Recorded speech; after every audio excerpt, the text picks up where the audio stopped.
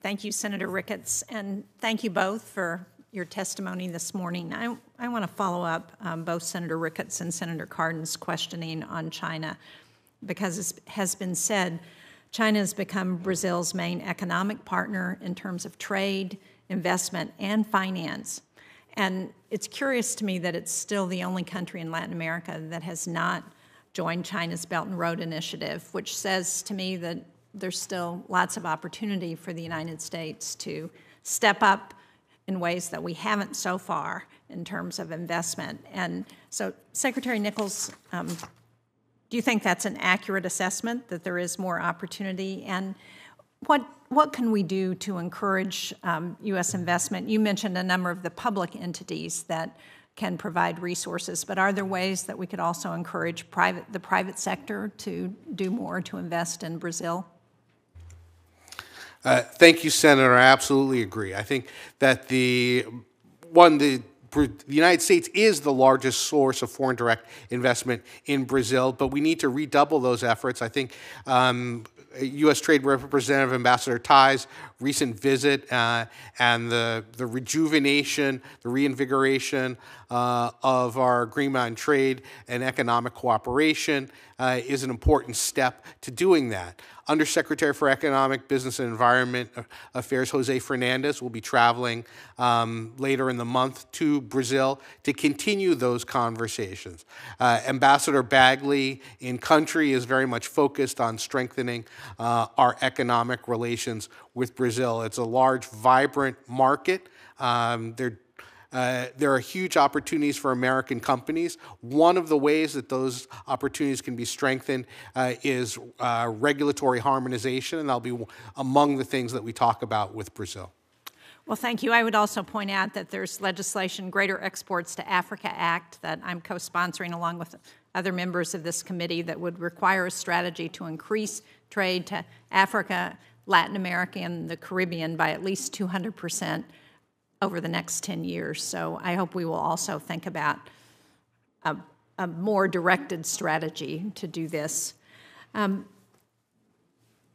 Mr. Duke, following Special Envoy Kerry's trip to Brazil last month, can you talk about what was identified either there or as we're thinking about the best opportunities to partner with Brazil to address climate change and the destruction of the Amazon? Thank you, Senator Shaheen, for the question. When we look at the global climate challenge, very high on the list is stopping deforestation in the Amazon region and in other tropical forest regions, including in the DRC and in Indonesia. And in the case of Brazil, we are eager to partner with the Lula administration to build on their track record of prior success in reducing deforestation over 80% in their prior administration over a decade ago. And we see that the deforestation rates over the last 4 years in Brazil really skyrocketed, and there's an opportunity now in partnership with President Lula and his impressive team to reverse that and to decisively slow and end deforestation together.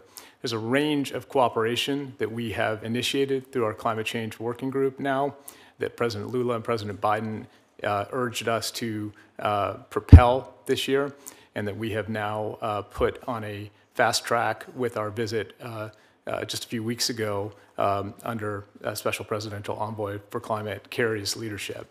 And that includes working on the bioeconomy. It includes working on productive and low-carbon agriculture.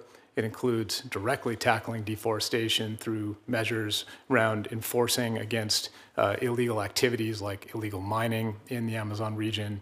And it includes mobilizing support from a range of other governments, from the private sector, and from also philanthropy to make sure that the Lula team has the opportunity to create different pathways for the people that live in the Amazon region instead of illegal activities. And so we're optimistic about the overall approach. And so when we talk about those alternatives to illegal activities, are we talking about trying to help them identify resources that will allow them to provide support for people who are faced with that choice? Yeah. Thank you, Senator. Yes, when it is the case, of course, that Brazil is a upper middle income country according to the World Bank overall. But when you look at the people that live in the Amazon region, it's often very marginal economic activity that we're talking about there, and people that are really struggling just to get by. And so they turn to illegal activities like mining or like marginal agriculture on deforested or degraded lands. And so what we seek to do and seek to engage with Congress regarding is to mobilize support to allow for Brazil to enforce its own laws and to provide economic opportunity for the people living in the Amazon region and manage the Amazon region in a more effective manner. And so is there a price tag on what you're looking at? Senator, thank you for the question.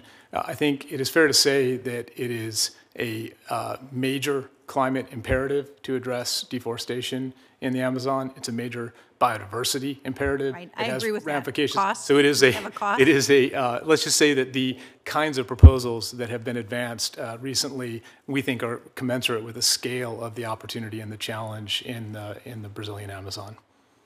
Okay, so I assume there is a cost, but we don't know what it is yet. Well, Senator, if I could indicate, it is certainly going to be something that needs to be in the seven-figure range over time, and where we'll be needing to mobilize across resources that we hope to work with Congress to secure, but also from these other sources, other governments, and the private sector, philanthropy, and other stakeholders that can contribute. Thank you.